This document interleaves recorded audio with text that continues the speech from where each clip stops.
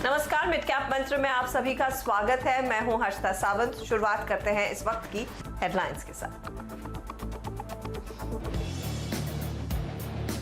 आवाज की लीडरशिप का कोई मुकाबला नहीं, अपने कॉम्पिटिटर से 1.1 गुना बढ़ा। शाम प्राइम टाइम में 61% से ज्यादा लोगों ने देखा आपका चैनल सीएनबीसी आवाज। वीकली एक्सपायरी के दिन बाजार में दिखी मजबूती। निफ्टी 10,750 के ऊपर टिका। निफ्टी बैंक में सबसे ज्यादा 250 अंकों से ज्यादा की बढ़त। बाजार का बादशाह बजाज फाइनेंस अब 4% ऊपर, तो निफ्टी का नवाब एचडीएफसी में 2.5% की दिखी तेजी।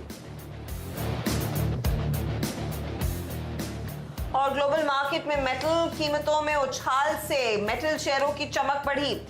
निफ्टी मेटल इंडेक्स दूसरे दिन तेजी में 2% से ज्यादा चढ़ा। 4 से 5% जेएसपीएल सेल के स्टॉक्स में दिखी तेजी। 4 महीने की ऊंचाई पर हिंडाल्को। और एनबीएफसी शेयरों में अच्छी रौनक। वायदे में ज्यादातर एनबीएफसी स्टॉक्स में दिखी तेजी। 3 से 4% तक भागे Bajaj finance, MNM financial, Ujjivan और चोला मंडलम के शेयर।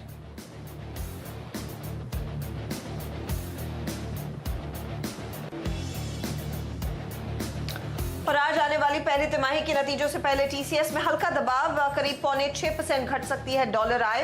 ग्रोथ रिकवरी पर मैनेजमेंट कमेंट्री का होगा इंतजार।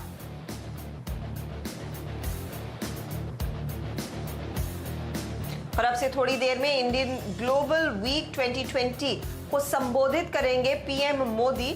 आत्मनिर्भर भारत और कोरोना के बाद देश में निवेश बढ़ाने पर होगा जोर।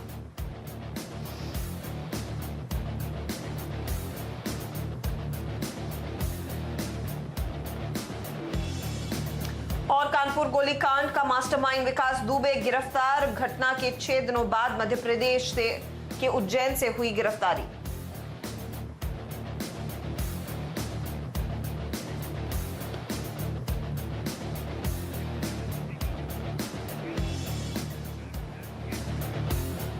और मार्केट के एक्शन पर हमारी नजरें रहेंगी, जहां पर निफ्टी दरअसल आउट परफॉर्म करता दिखाई दे रहा है और 93 अंकों की बढ़त और 280 अंकों का उछाल निफ्टी बैंक में।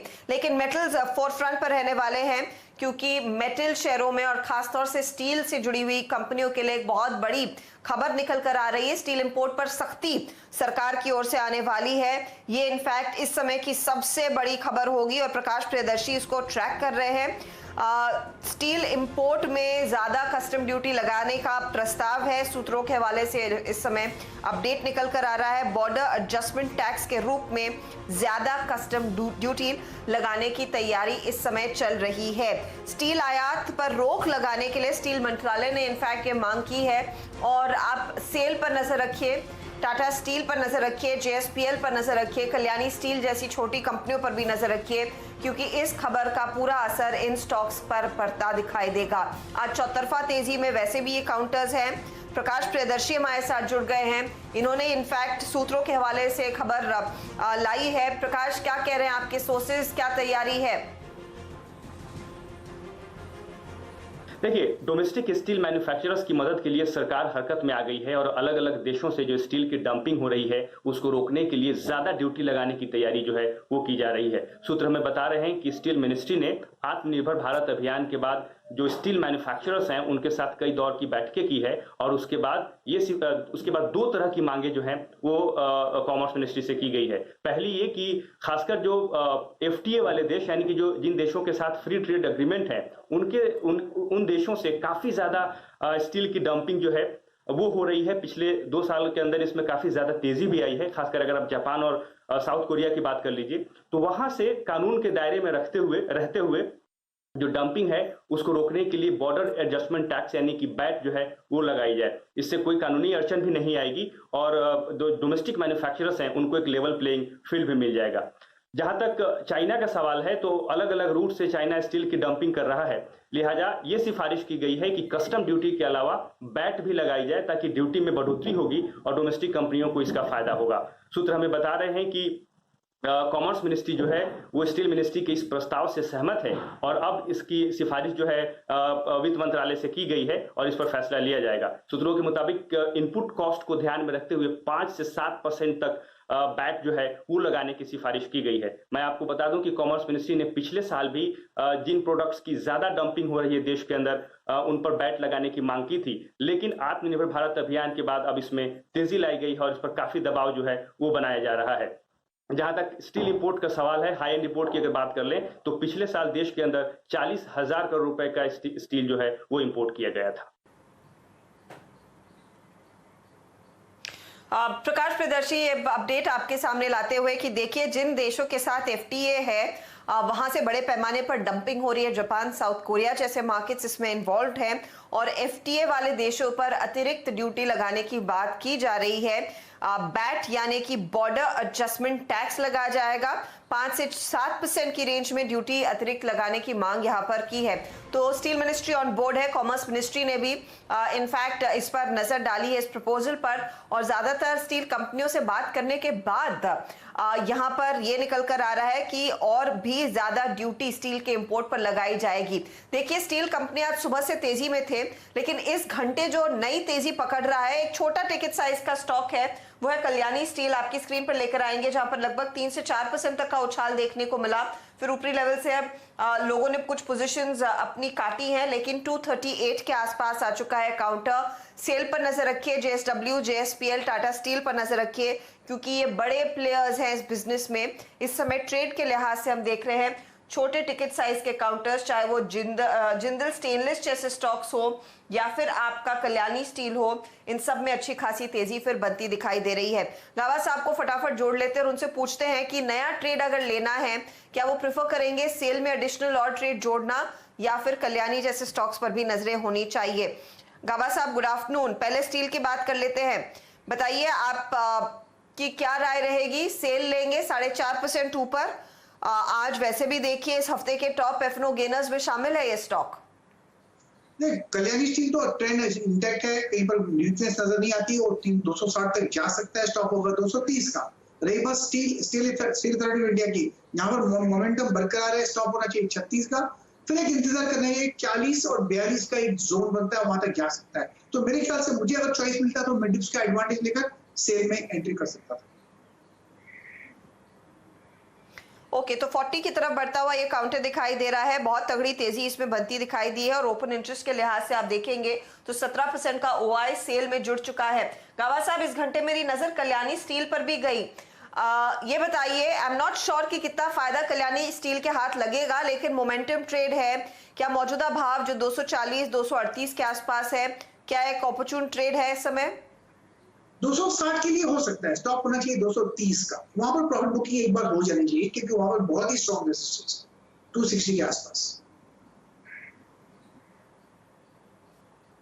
ओके, तो यहाँ पर देखिए आप 240 तक के लेवल्स आ चुके हैं और वॉल्यूम पिकअप देखने को मिला है दरअसल इस पर्टिकुलर ट्रेड में भी, तो इस पर भी आपकी नजरें होनी चाहिए। फटाफट मार्केट का हाल भी देख लेते हैं। देखिए ये इस समय की बड़ी खबर, इसीलिए हमारी नजर इस पर गई। स्टील कंपनियों में जोरदार तेजी बनी है और उसके पीछे ये भी ट्रिगर है कि चीन से इंपोर्ट रोकने के लिए ड्यूटी लगाई, इनफैक्ट ड्यूटी बढ़ाई जाएगी। 5 से 7% और अतिरिक्त ड्यूटी बॉर्डर एडजस्टमेंट टैक्स के रूप में लगने वाली है इंपोर्टेड स्टील पर। तो बाहर से आयात करना थोड़ा मुश्किल होगा, लेकिन भारत में जो कंपनियां इन प्रोडक्ट्स को बना रही हैं उनके लिए एक बहुत बड़ा मेजर है। तो वहां पर यही इस समय बाजार भुनाता हुआ नजर आया और ऑफ कोर्स ग्लोबल मार्केट्स में भी मेटल काउंटर्स में रैली देखने को मिली है। चलिए मार्केट पर लौटते हैं। निफ्टी बैंक बड़ा वॉलेटाइल है। कार्यक्रम की शुरुआत में मेरी नजर गई थी तो लगभग 250 से 300 अंकों की तरफ बढ़ा था, लेकिन इस समय सिर्फ 150 अंक ही ऊपर है। क्या है, तो हर अपस्विंग के साथ यहाँ पर लोग अपनी पोजीशंस लगातार काट रहे हैं। गावा साहब, आपकी अप्रोच क्या रहेगी? निफ्टी या निफ्टी बैंक में आज एक्सपायरी के दिन कोई ट्रेड दिख रहा है आपको? एक्चुअली मैंने सुबह से कोई ट्रेड नहीं लिया, मुझे लगता क्लियर कंफ्यूजन पूरा क्लियर है। अगर किसी को बेचना है तो बेच सकते हैं, स्टॉप लगाइए 10,800 का, शायद लो लेवल देखने को मिल सकता है। ये अपमूव था, ये अपमूव थोड़ा रिलक्टेंट अपमूव था, क्योंकि कल का मूव मेरे ख्याल से एग्जॉशन है, स्ट्रेच मार्केट है, तो लॉन्ग के ट्रेड्स लेना नहीं चाहिए, लेकिन लॉन्ग मोड पर है, शॉर्ट के ट्रेड लेना चाहिए, यस ले सकते हैं। तो शॉर्ट लिस्ट कर रहे हैं इस समय, ये भी बताइएगा हमें। हाँ जी, मुझे लगता है बैंक निफ्टी पॉसिबल है कि 10,700 का जोन देखने को मिल सकता है, स्टॉप होना चाहिए 10,800 का निफ्टी। और रही बात बैंक निफ्टी की, पॉसिबल है कि लोअर लेवल 25,560 के देखने को मिल सकते हैं।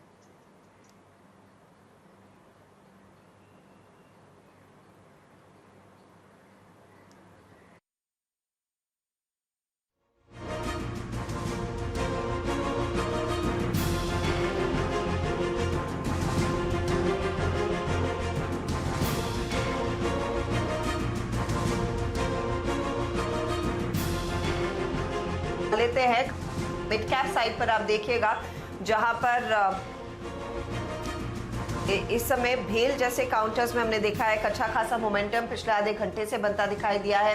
एस्कॉर्ट्स में हमने देखा है एक मोमेंटम देखने को मिला है आज के ट्रेड में। एनसीसी जैसे काउंटर्स, इन सब में अच्छी खासी तेजी देखी गई है। गावा साहब, भेल पर एक व्यू दीजिए, क्योंकि भेल की काफी चर्चा हो रही है आज के सत्र में। क्या ये 50 की तरफ अपनी चाल और मजबूत करने में कामयाब रह पाएगा? 42 के लेवल्स तो हासिल कर लिए हैं। स्टॉप लगाना चाहिए सबसे पहले 41 का और ट्रेड लेना चाहिए ऑन द लॉन्ग साइड। हो सकता है 50 की तरफ जाने की कोशिश कर सकता है बीएचई।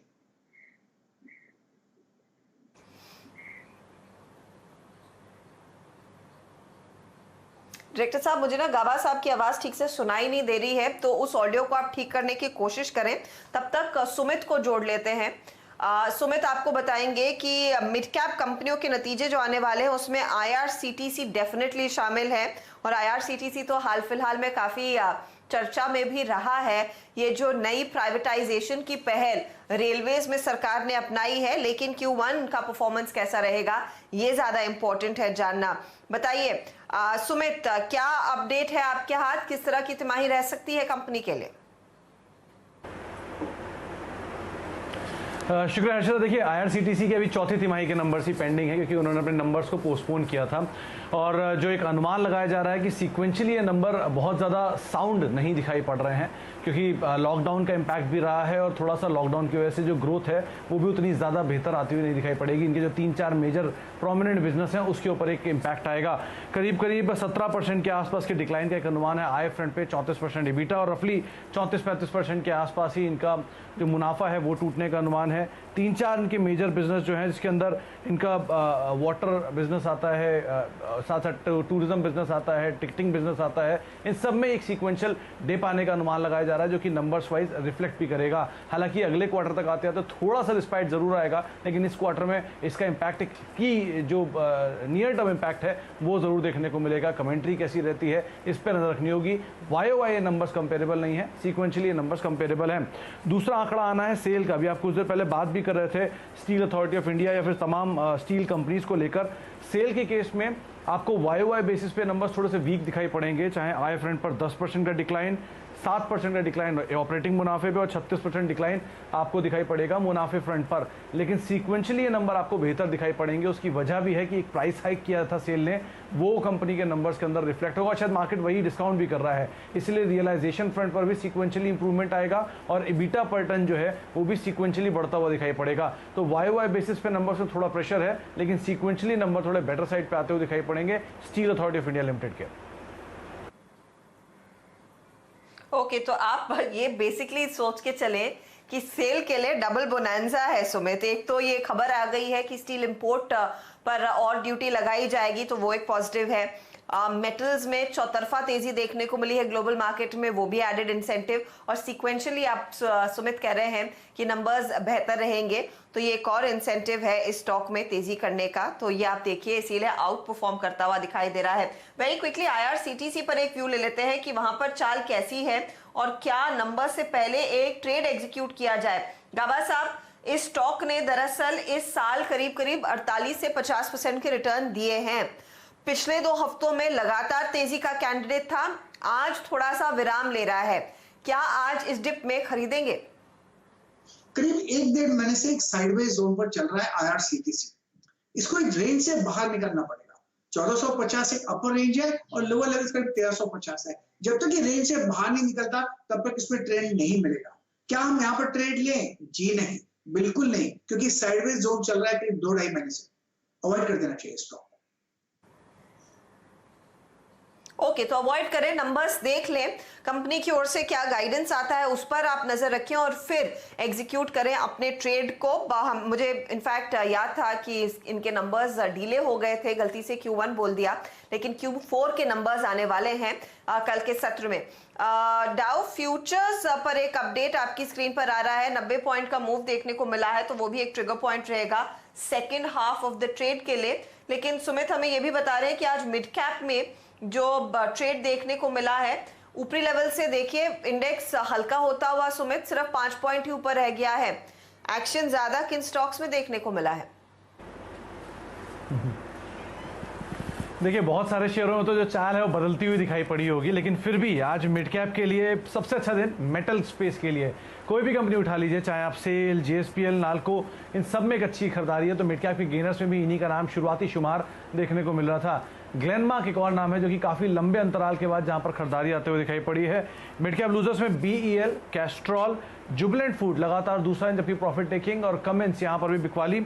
एनबीएफसी स्पेस के लिए सिलेक्टेड स्टॉक्स के अंदर बाइंग है, जैसे कि एम&एम फाइनेंशियल हुआ, चोलामंडलम हुआ, कुछ बाइंग आईबी हाउसिंग में है, फ्लैटिश रादर कह सकते हैं। और उज्जीवन फाइनेंस लगातार तीसरा दिन जबकि इसके अंदर आज मूव देखने को मिला। पीएसयू स्पेस के लिए सिलेक्टिव स्टॉक्स अच्छे हैं, जैसे कि गेल, या फिर आप नजर डालें हुडको के ऊपर, सेल के ऊपर, जहां पर आज कुछ हद तक बाइंग देखने को मिल रही है। मेटल में वेल्सपन कॉर्प एक और ऐसा नाम है जहां पर खरीदारी है, जिसके साथ साथ सेल, जीएसपीएल और नाल्को, इन सब पे एक अच्छा मूव है। और आखिरी में फार्मास्यूटिकल या फिर कुछ स्टॉक्स जो कि नए हाइज बना रहे हैं, एस्कॉर्ट जिसकी आपने भी चर्चा की है, नए हाइज पे आप कामकाज कर रहा है, लगातार मोमेंटम में है। औरोबिंदो फार्मा यहाँ पर भी नया हाई बना आज। एल&टी, इन्फोटेक और टाटा कंज्यूमर एक पॉजिटिव रिपोर्ट के बाद छठा दिन, जबकि शेयर ने आज शुरुआती तेजी दिखाई, हालांकि थोड़ा ढीला पड़ा, लेकिन उसके बाद एक अच्छा मूव इसने पिछले 4-5 दिनों में दिखाया है। तो टाटा कंज्यूमर एक और नाम है, इस पर आप नजर रखें। ओके, तो ये तमाम वो स्टॉक्स है जहां पर हमने देखा है कि आज के सत्र में हरकत देखने को मिली है। एक दो काउंटर्स पर एक और व्यू ले लेते हैं, फिर ब्रेक की तरफ बढ़ेंगे। याद रखिएगा ऊपरी लेवल से बाजार अपनी पोजीशंस को फिर हल्का करता हुआ दिखाई दे रहा है। वॉलेटिलिटी दरअसल इस घंटे फिर बढ़ गई है। गिरने वाले शेयरों की संख्या धीरे धीरे करके कैचअप कर रही है बढ़ने वाले शेयरों के सामने। आईडीबीआई बैंक स्क्रीन पर लेकर आएंगे। FY21 में आईडीबीआई बैंक में हिस्सा गवर्नमेंट सोर्सेस कह रहे हैं कि नहीं बेचेंगे, वैल्यूएशन अच्छे नहीं हुए तो इस समय हिस्सा बिक्री की प्रोसेस को परसू नहीं करेंगे। तो आईडीबीआई बैंक का स्टॉक स्क्रीन पर लेकर आइएगा। पिछले 2 सेशन से हमने देखा कि यहाँ पर लोअर सर्किट पर ट्रेड बनता हुआ दिखाई दिया। देखिए विनिवेश के लिहाज से ये सबसे बड़ी स्टोरी डेफिनेटली रहेगी, लेकिन इस समय जो खबरें आ रही हैं गवर्नमेंट सोर्सेस के हवाले से जो आप स्क्रीन पर देख रहे हैं कि अगर वैल्यूएशन अच्छा नहीं मिलता है तो जल्दबाजी नहीं करेगी सरकार, अच्छे वैल्यूएशन आने पर ही हिस्सा वो बेचेंगे। तो ये फिलहाल एक अपडेट है। तो FY21 में इफ एट ऑल ऐसा हो कि वैल्यूएशन ठीक ना मिले, सरकार इसको फिर से ठंडे बस्ते में डालेगी। शायद यही वजह है गाबा साहब पिछले 2 ट्रेडिंग सेशन से इस स्टॉक में लोअर सर्किट्स लग रहे हैं। अब जिन लोगों के पास ये ट्रेड है, आज तो ये सर्किट खुलने वाला है नहीं, कल क्या अटेम्प्ट होगा अपनी पोजीशन काटने का? बिल्कुल काट देना चाहिए। सर्किट स्टॉक्स में एक दिक्कत आती है, जब ऊपर का अपर सर्किट लगता है तो स्टॉक मिलता नहीं है, और लोअर सर्किट मिलता है तो बिकता नहीं है। इसीलिए इसके स्ट्रेटेजी ये है कि अपर सर्किट में बेचिए, लोअर सर्किट में खरीदिए। इस स्टॉक को खरीदना नहीं चाहिए, काफी भाग चुका है, मौका मिले तो निकल जाना चाहिए प्लीज। आउट परफॉर्मर रहा है दरअसल, आप कह सकते हैं पिछले 2 महीनों से लगातार स्टॉक ने आउट परफॉर्म किया है। 6 महीनों का चार्ट भी हो सके तो डायरेक्टर साहब लेकर आइएगा, क्योंकि एटलीस्ट पिछले 2 हफ्ते मुझे याद है लगातार ये अपर सर्किट्स लगा रहा था, फिर सोमवार से इसमें लोअर सर्किट लगना शुरू हुआ, क्योंकि शायद बाजार को भनक लगी ये डीले हो सकता है। हम ये नहीं कह रहे हैं कि इसका विनिवेश नहीं होगा, विनिवेश तभी होगा जब वैल्यूएशन अच्छे मिलेंगे, और इस समय वैल्यूएशन पर कोई राय नहीं आई है। तो 3 महीने में 100% के रिटर्न्स स्टॉक ने आपको कमा कर दिए हैं। अब थोड़ा सा करेक्शन मोड में आ रहा है। हम लेंगे एक छोटा सा ब्रेक के बाद कुछ और स्टॉक्स रेडार पर रहेंगे। आप बने रहिए CNBC आवाज के साथ।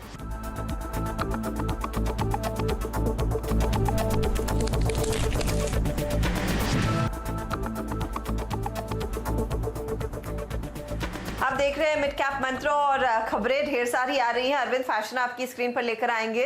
स्टॉक दरअसल अपर सर्किट पर आ चुका है 5% के। यहाँ पर आपको फ्रेश ट्रेड का मौका नहीं मिलेगा, लेकिन एक बड़ी खबर आ रही है। दरअसल फ्लिपकार्ट ग्रुप, यानी कि फ्लिपकार्ट को अक्वायर किया था वॉलमार्ट ने, तो आप यही समझे कि उन्हीं की ओर से बड़ा निवेश आ रहा है। 260 करोड़ का निवेश वो अरविंद फैशन में करने वाले हैं। अरविंद यूथ ब्रांड्स में दरअसल वो हिस्सा ले रहे हैं। तो ये फिलहाल एक अपडेट आपके लिए स्क्रीन पर आ चुका है। अरविंद फैशन इस समय एक अपर सर्किट पर ट्रेड करता हुआ।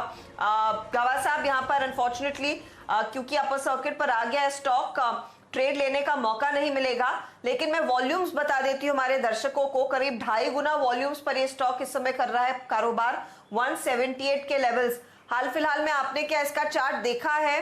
अब ये खबर आई है तो आई एम श्योर इसका तेजी का सिलसिला फिर शुरू होने वाला है।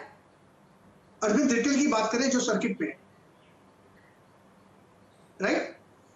जी हाँ, सर्किट पर आ चुका, खबर आते ही सर्किट पर चला गया सर, 178 पर है। यस, 170। मेरे पास जो अरविंद रिटेल है वो 54 पे है। रही बात अरविंद की, वो अरविंद चार्ट में देख लेता हूँ कौन सा वाला है। अरविंद है 35, मेरे पास वो चार्ट नजर नहीं आता, इसलिए मैं कमेंट करना नहीं चाहूंगा। हाँ, यहाँ पर ऑफ कोर्स नया ट्रेड नहीं ले सकते हैं, 178 के लेवल्स आ चुके हैं क्योंकि आप सर्किट पर है, लेकिन स्टॉक को अब आगे आप फॉलो करें क्योंकि बढ़िया वॉल्यूम पर ये ट्रेड हुआ और फ्लिपकार्ट ग्रुप यानी कि वॉलमार्ट ने यहाँ पर इन्वेस्ट किया है 260 करोड़ का। खिलाड़ी अपडेट आपकी स्क्रीन पर फटाफट लेकर आएंगे। याद रखिएगा सचिन गुप्ता, प्रदीप होचंदानी और साथ ही साथ नीलेश जैन मैदान में हैं। और अपडेट ये है कि प्रदीप होचंदानी ने शिल्पा मेडिकेयर में 524 के भाव पर मुनाफा दरअसल बुक कर लिया है, तो यह अपडेट इनकी ओर से आ चुका है, इस पर आप ध्यान दीजिए। इन्होंने सुबह में एक बाय कॉल दिया था, 556 का टारगेट था, 524 पर इन्होंने अपना प्रॉफिट बुक कर लिया। डायरेक्टर साहब हो सके तो सभी रिटर्न्स भी स्क्रीन पर लेकर आइए। देखे तो प्रदीप के रिटर्न्स और कितने बेहतर होते हुए दिखाई दिए हैं। लास्ट जब हमने देखा था 19% के रिटर्न्स थे, अब 20% के रिटर्न्स हैं। सचिन गुप्ता 7% के रिटर्न्स पर और नीलेश जैन करीब -2% के रिटर्न्स पर बैठे हैं। तो काफी एक्शन देखने को मिला है मिड कैप शेयरों में। आज हम इसी के साथ लेंगे एक छोटा ब्रेक में जाते जाते वो स्टॉक 2020 के आउट परफॉर्मर्स भी देख लीजिए। हेमंत ने हुडको, टीबीजेड, मिर्जा इंटरनेशनल जैसे स्टॉक्स को अपनी टीम में शामिल किया था, सब में तेजी देखने को मिली है। और नीरज के आउट परफॉर्मर्स में हैरिसन मलयालम है, आपका महिंद्रा ईपीसी है, शक्ति पंप जैसे स्टॉक्स हैं, इन सब में अभी भी मोमेंटम जारी है। याद रखिए सुबह 7:30 बजे इन स्टॉक्स का जिक्र 2020 में हुआ था। लेंगे एक ब्रेक, आप बने रहिए सीएनबीसी आवाज के साथ।